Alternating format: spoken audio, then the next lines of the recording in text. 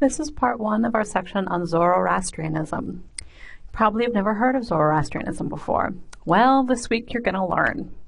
If you probably already read the reading in the book on Zoroastrianism, it's quite short. The truth is Zoroastrianism is a fascinating religion. It's a religion that acts as a bridge between Eastern religions and Western religions. If you felt so far in the class that all of the Eastern religions seem incredibly different from what you're used to, what you've learned in the West about religion, you'll find that Zoroastrianism is quite interesting in the way it acts as a bridge between the two cultures. It is one of the oldest religions in the world. It has its roots in the area of Persia, which is modern-day Iran. We'll look at how it was influenced by Hinduism, ancient Vedic Hinduism. You have to reach back into your memories and try to remember what we talked about early in the Hindu unit. And it is probably, most likely, Zoroastrianism is the earliest form of monotheism we see in the world. It's the earliest form of a monotheistic religion, an institutionalized religion. So it's quite fascinating, and it was also one of the world's largest religions for many centuries, even though today there are less than 250,000 Zoroastrians left. That's about enough people to fit into Champaign County. It's a very small religion now, and it's dwindling. But at one point in time, it was one of the largest religions in the world. So let's look at this symbol real quick. This is the common symbol for Zoroastrianism. This is called the Farohar. And scholars kind of debate what the source of the Farohar is because it is very old and because it's gone through many interpretations. One explanation for the Farohar is that this is one of the guardian spirits, one of the similar to Christian or Muslim angels. It's an angelic type figure who looks after individual Zoroastrians and protects them from evil.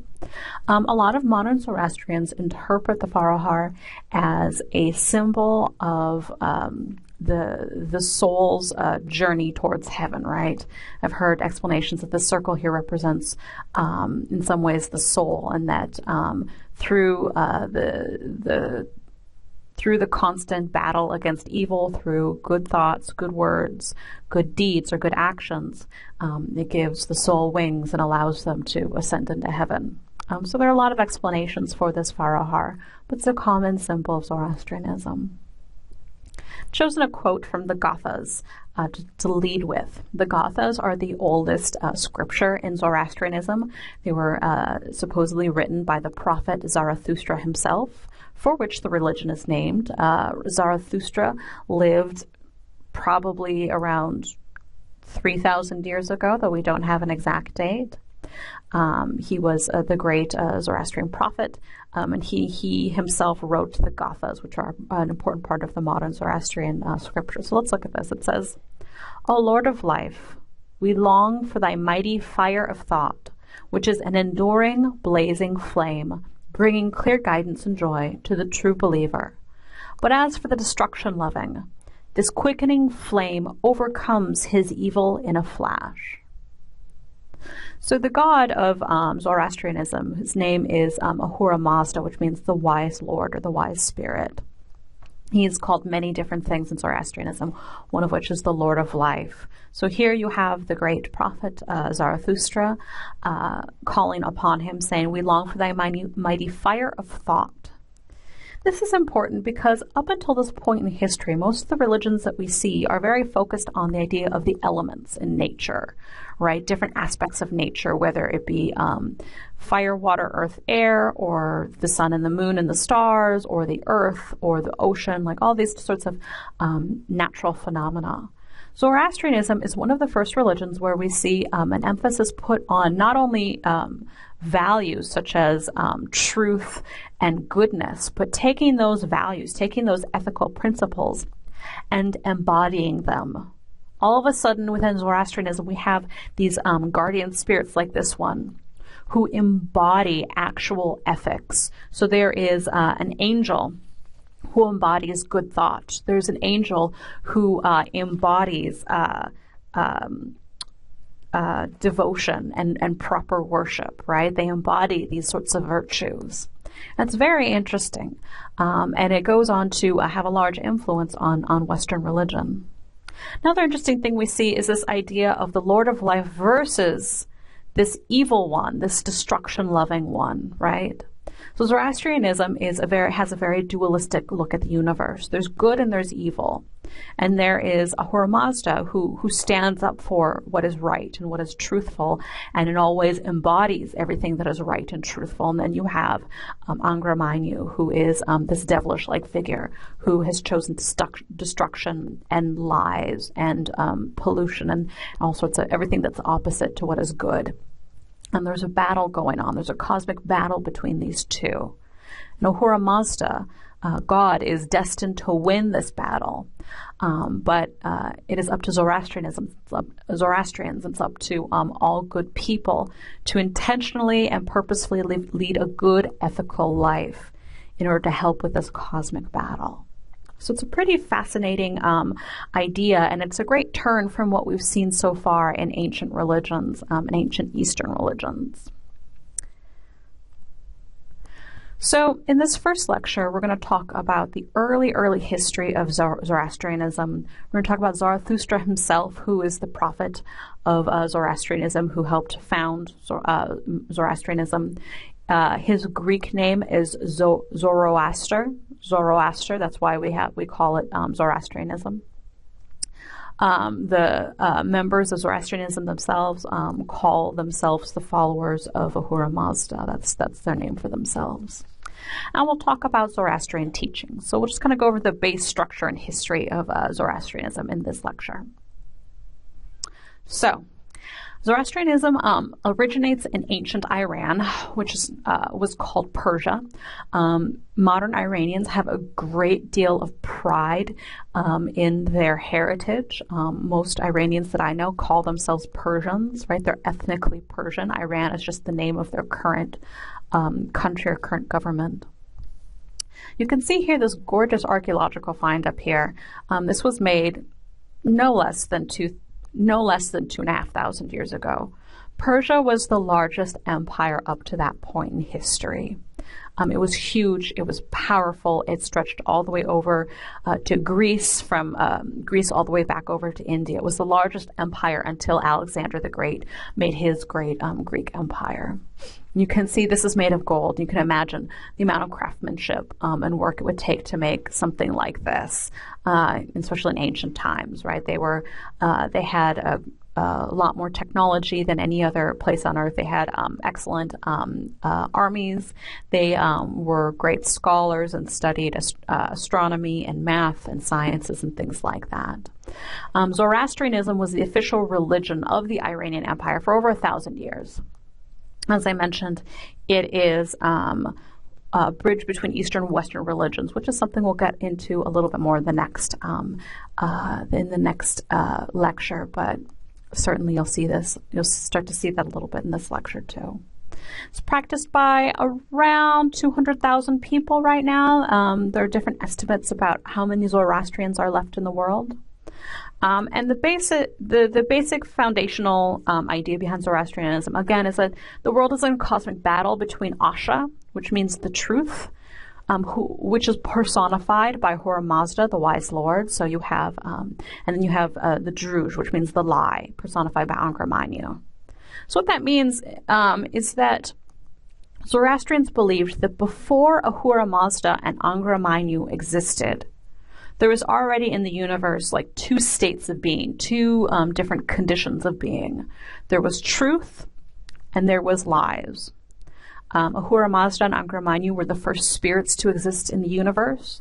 And Ahura Mazda chose wisely. He chose the side of truth. Angra Mainyu chose the side of the lies, right? And so this is like a necessary element of every person who lives in this universe. If you live in this universe, you have to choose between the two. Even God himself, Ahura Mazda himself, chose to be on the side of the good. So Asha and the truth and Ahura Mazda are synonymous. They mean the same thing for Zoroastrians as the idea of light, of creation, of life, of purity, of truth and goodness. Druj is everything that is dark, destructive, it's death, it's impurity and pollution, it's lies, and it's evil. Okay. Some other important characteristics, as I mentioned, they believe in one God. That God is Ahura Mazda, a great dualism in the universe between good and evil. They believe that the important thing for human beings is to lead an ethical life, to help on the part of the great spiritual battle between good and evil. We all pick a side between good and evil through our actions and by the way we live. They do believe in judgment for the soul, that the soul is an essential, an eternal part of you, and is the only part that is true. Your body itself will pass away, but the soul remains. And there will be judgment for the soul based upon the kind of life that you lead. And judgment will send you either to paradise, which is heaven, or to basically the worst existence, is what they call it, means hell. Now, one thing that's different about Zoroastrianism from other Western religions is that in Zoroastrianism, hell is not forever. Your soul will go to hell until the end times. They do believe in like a sort of end of the world scenario in which everyone will, whoever lived will kind of stand shoulder to shoulder and be judged. Those who are judged as being wicked or on the side of evil will return to hell, but only for a short amount of time. For I think it's something like 7 days or something like that, right? Unspeakable suffering, but only for 7 days. And during that time, it said that those who are good, those who are in heaven, will weep for those who are in hell. But at the end of those days, the soul will come out of that, having gone through their punishment, and they will go up to heaven as well to be with their loved ones. They believe in different sorts of kind of savior figures, but they're not messiahs. They're not Jesus Christs, if you will. They're just other prophets. Zoroastrians believe that other prophets will come. Zarathustra was the best, the greatest of all the prophets, but another prophet will come after him, and that prophet called Saoshyant. I'm saying that wrong, Saoshyant, is going to be one of the descendants of Zarathustra. And when that prophet comes, it's going to bring in the end of the world and eventually the resurrection of all, as I just described. Another interesting part of Zoroastrianism is that they have a set of scriptures, a canon of scriptures, and they're called the Avesta. The Gatha, the quote that we looked at on the first slide. It's part of the Avesta. There are several sections to the Avesta, one of which is the Gathas. But we'll talk about that later on. So Zoroastrianism and the religion of Persia has its basis in Vedic Hinduism. Remember I told you to try to remember what we talked about in the Hinduism unit? You might remember this. This is called a havan, right? Hindus believe that this is a sacred fire. Only Brahmin priests are allowed to start this fire or give offerings to the fire. But this is an actual manifestation of the fire god. So this is the kind of, this is what we mean when we talk about Vedic Hinduism. Vedic Hinduism is long before there was ever a Shiva, a Vishnu, and a Brahma. It was before that. Vedic Hinduism was more based in the elements, in the sky and the earth, the oceans, the mountains, the rivers, all fire, earth, air, water. All those elements, natural elements, are still a part of modern Hinduism, but we've seen modern Hinduism is more interested in the gods Brahma, Vishnu, and Shiva and their incarnations. Okay, so we're looking at an older form of Hinduism. And these different gods of nature were called devas, right? Sanskrit is the ancient Hindu language, right? They're called devas. And like the Hindus, ancient Persians worshipped the devas as well. They believed that there was holiness in the elements, especially fire. They believed that fire was very much the source of life. The fire was synonymous with the soul itself. And you can see certain similarities between that idea and the Jains' respect for fire as well. The modern name of the country, Iran, actually comes from the term Aryan. We talked about how the Aryans were a noble class of ancient Indus Valley's residents. So modern Persians have named their country Iran after the ancient Aryans. And again, there's this great sense of pride in their ancient history and their noble heritage, if you will. So this is a map of kind of Europe and Asia and Africa in 1300 BCE, as clearly written right here. So I wanted to kind of show you what's going on in this time period. So Shang Dynasty, this is China over here. They were developing Taoism. This is long before Buddhism existed. Over here you had the Japanese people. They were practicing Shinto. And here is the Indus Valley Civilization. We looked at that one of our first lectures, remember? The oldest beds of civilization. This is where the Persians were. Okay, right here in the Middle East, right in this mountainous area.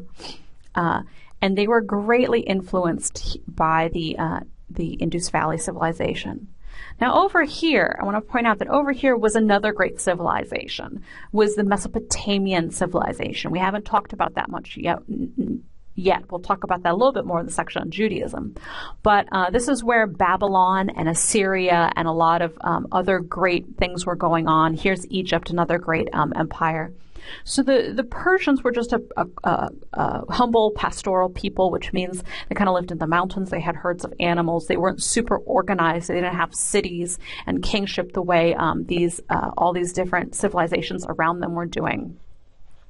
But there was a lot of trade going back and forth, as you can imagine, right? There's trade going back and forth through here. So the Persians kind of the Persian civilization set itself up as kind of a part of a trade route. And there are a lot of cultures moving through there, and there are a lot of ideas, a lot of different religions passing back and forth on the trade routes. And that's how the Persian civilization kind of got started.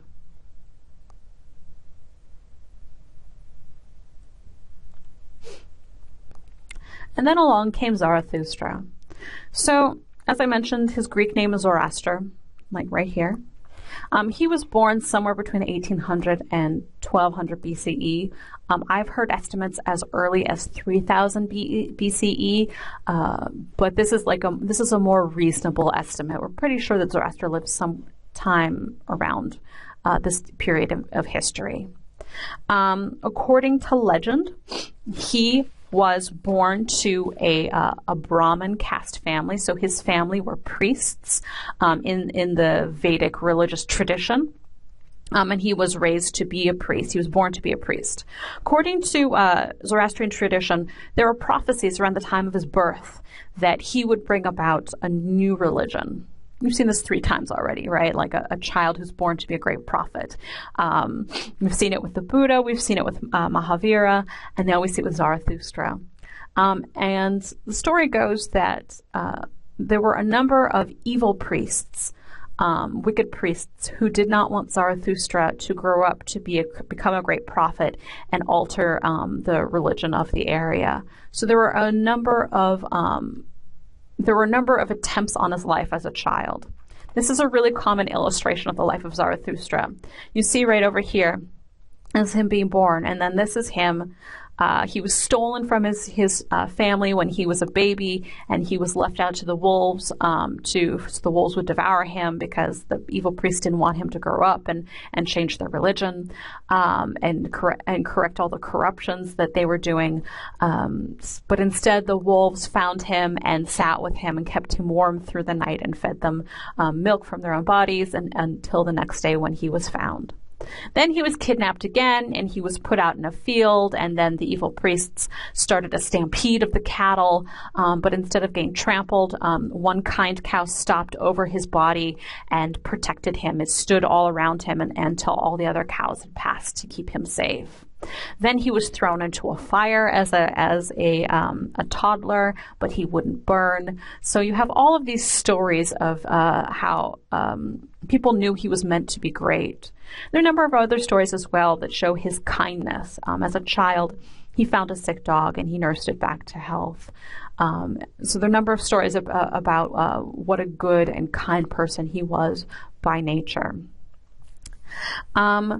As he grew up and he was trained in being a priest, he found that he had a great dislike of polytheism. He felt like it wasn't true. It didn't make sense to him. It didn't make sense that there are lots of different gods. It felt like people were worshiping the wrong people, the wrong spirits. And when he was a young man, when he was a slightly older man, I guess 30 or 40, he had a vision. He had a great vision in which the spirit called good thought, the spirit who personifies good thought, came to him and asked him, "To whom do you belong?" And he said, "I belong to righteousness and I belong to truth." And being proven a good person, he was brought up to the presence of Ahura Mazda, the wise Lord, who taught him many things about the universe, who taught him the truth about good and evil, and taught him a strict set of laws surrounding purity and goodness. Ahura Mazda brought those messages back down to earth, and he began teaching. No one believed him, or very few people believed him. He was badly persecuted by various Vedic priests because he was saying the Vedic priests were teaching the wrong thing, that they were teaching multiple gods when in fact there was only one God. He didn't get many converts until one day he got called to the court of this great king. According to the story, there was this great king who had a sick horse, his prize stallion, and it was dying. And so he brought in a number of priests, doctors, so on and so forth, to try and cure his horse, cure his prize stallion, and no one could help the stallion. So finally, as a last resort, they brought in this guy, Zarathustra, whom they had heard was kind of crazy and might be evil, but the king was desperate. And Zarathustra said that he could heal the horse, and he did. He miraculously healed the stallion. And he so impressed the king and his court and his family that they all converted to this new religion of Zoroastrianism, this new reformed religion. And from that time on, the entire kingdom started to convert to Zoroastrianism, and it grew from there.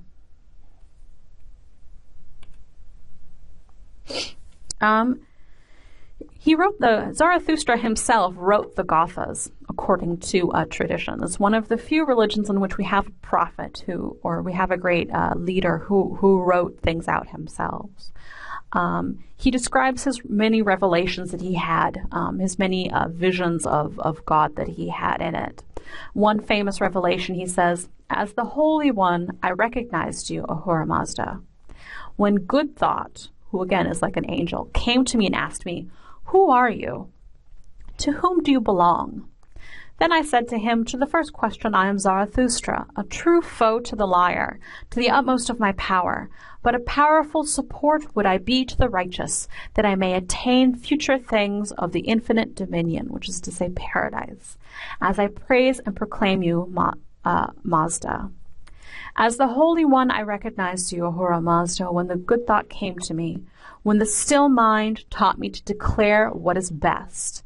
Let not a man seek again and again to please the liars, for they make all the righteous into enemies." Okay, so that was his first revelation that he had. And I want to point out a few different things that are very interesting. First of all, we have, again, good thought, liars with a capital L, righteousness, dominion. These are all people. Well, dominion's a place, but everything else, it's a people, right? Instead of spirits and gods who embody elements or powers, we have spirits and gods who embody what is right and what is wrong. It's very interesting. And the next thing we see is this sense of allegiance. To whom do you belong? It's an interesting question.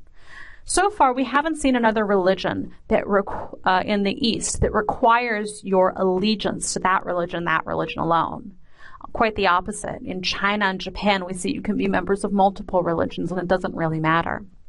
Zoroastrianism, for the first time, you need to choose a side, and you need to be loyal to that side. You belong to a specific religion, and you can't belong to any other one. We have ancient examples of conversion creeds of ancient Persians who converted to Zoroastrianism, who had to recite this creed of allegiance. They were like soldiers, essentially, or citizens of Ahura Mazda. And the next thing that I want to point out is this right here. When the still mind, which is to say the meditative mind, the quiet mind, taught me to declare what is best. Zoroastrianism thinks that what is good and what is ethical and what is true is something that's universal. Jains kind of have a similar idea. Oh, a lot of the religions we've seen have a similar idea. So you don't necessarily have to be raised as Zoroastrian to know what is good and what is right, right? The still mind, which is to say a thoughtful mind, you can, with the thoughtful mind, you yourself can figure out what is good and what is not good. But then you need to make a choice. You yourself have to make a choice. You have to declare what is best. And finally, the promise of paradise, right? If you support the righteous, you have a promise of paradise. So his teachings come down to this basic dualism of the universe. On the one hand, you have what is spiritual, what is good, what is true, what is pure, what is hot even. And on the other hand, you have what is material, what is evil, what is false, impure, what is cold. Everything falls into one of these two categories. And they're in this great battle. It's really interesting to see. In the next lecture, we'll see some of their different practices and holidays and the way this idea of dualism plays out in their various practices. It's pretty interesting. There's another part of the Gathas where he talks about the beginning of Ahura Mazda and Angra Mainyu. It says, "Now the two primal spirits, who revealed themselves in his vision as twins, are the better and the bad in thought, word, and action." So you have the better thought, word, and action, and the bad thought, word, and action. Between these two, the wise spirit, the better spirit, chose rightly, and the foolish not so. So the foolish spirit chose wrongly. When these twin or twain spirits came together in the beginning, they established life and not life. So Ahura Mazda established life and creation. Angra Mainyu established not life, which is to say death and destruction. And that at the last, in the last days, the worst existence of hell shall be to the followers of the lie, but the best thought, or paradise, will be to him that follows right. Of these twain spirits, he that follows the lie chose doing the worst things. The Holy Spirit chose right. So in the very beginning, as I mentioned before there were even these two primal spirits, before there was Ahura Mazda, Angra Mainyu, there was a good and bad. These are pre-existent things. They've always existed. And when these first two spirits came into being, they had to choose for themselves. And it's almost as though, because Ahura Mazda chose the good, that's what made him so powerful. Because in the Zoroastrians' minds, Ahura Mazda is much greater and stronger than Angra Mainyu. Ahura Mazda is definitely going to win the war, but Angra Mainyu doesn't understand because he's chosen falsehood, right? But his greatness almost comes from that choice, the choice of good, because good is greater than evil.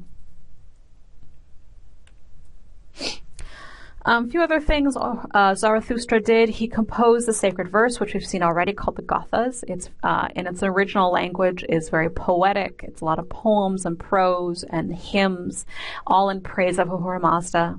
He taught this choice between good and evil, not just about belief. It's not. He taught that the choice between good and evil is not just about belief and faith. It's about allegiance and loyalty. Again, it's not so much about the belief or the faith. It's about basic understanding of what is right and what is wrong and choosing to do what is right.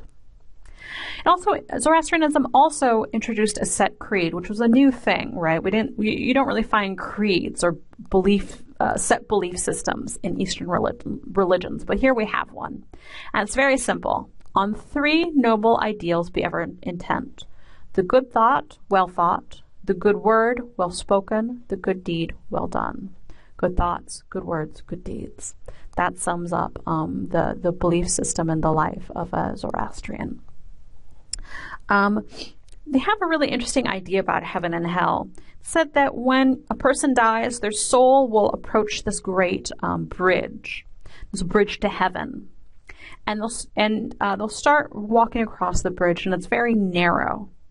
And if they are carrying with them good thoughts and good words and good deeds, the bridge will stay steady and they can cross over to paradise. But if they're carrying with them too many bad thoughts, words, and deeds, the bridge will will become thinner and thinner until it's like a razor's edge. Well, of course, they won't be able to cross it, and they'll fall off, and they'll fall down into what is known as what we would call hell, the worst dominion. Right, so that's the judgment the soul faces when they first die, is crossing that bridge, and then there'll be a second judgment at the end of the world. Zarathustra preached for 50 years until his death. He was assassinated, and according to a legend, he was out praying, and a Vedic priest came up behind him and stabbed him right in the back. And Zarathustra's last action was to turn around and to forgive the man who assassinated him. So there's also a great ideal of forgiveness and mercy and love in Zoroastrianism as well. So I want to talk just briefly about the Amesha Spenta and the Daivas. The Amesha Spenta means the beneficent immortals, so meaning the very good, the good-hearted immortals. They were created by Ahura Mazda to help guard creation and help, and basically be helpers. There are there are 6 basic Amesha Spenta, right? There is the one who embodies order and truth, one who embodies good thought, one who embodies heaven, desirable dominion means heaven, beneficent devotion, which means correct worship or worshiping in the right way, one for wholeness, and which has to also do with purity, wholeness and purity, and then one for immortality. But they're not just associated with these values, they're also associated with different elements, with fire, with ox, which is to say animals, metals, earth, water, plants. You see their images down here, right? Clearly, Asha Vaishita is associated with fire. Clearly, Amarat is associated with plants, and so on and so forth. These are very common images of the Amesha Spenta. And then there are a number of asuras, which are kind of minor guardians, right? They don't have special names and things. They might be assigned to specific people to guard them, or they might be assigned specific tasks, but they're not as great as the Amesha Spenta. They're very similar to older Vedic gods, right? In so much as there's one of fire, one of animals, one of metal, one of earth, one of water, of plants. The ancient Vedic Hindus believed that there were 6 elements, these 6 right here: fire, animals, metal, earth, water, and plant. But they're also similar to like later angels of Judeo-Christian and Islamic traditions too, in so much as they're messengers. They bring messages to people, they help protect people, and they help fight against demons. It's kind of interesting. And finally, there's the Angra Mainyu, there's the Daivas, who are created by Angra Mainyu. Angra Mainyu, when he saw that Ahura Mazda had created these Amesha Spenta, he created his own Daivas to work against them. We don't have as many pictures of them, but here is one old medieval picture of a Daiva. So there's one for disorder, there's one for bad mind or evil thoughts, there's one for sloth, which is to say being lazy, one for death, who is literally called the bone dissolver. Sounds terrifying to me. There's one for greed, there's one for thirst, and they actively work against whatever the Amesha Spenta are doing, right? So each Amesha Spenta has an appropriate deva that they're working against. And there are also Yazads, who are minor demons, who just bring terror and impurity and awful things to humanity. It's interesting that the word Daiva actually comes from the word Deva, which is Sanskrit for God, right? Because again, the Zoroastrians, Zarathustra taught that the Vedic gods were incorrect. There were not many, many different gods. There was only one God. And by worshiping all these different gods, people were mixed up. They thought that these spirits, like the Amesha Spenta, were gods, but they're not. They're just helpers. They're just helpers of the one God. He thought that a good number of the Devas were actually evil, and they were there trying to trick human beings into worshiping them instead of the right God.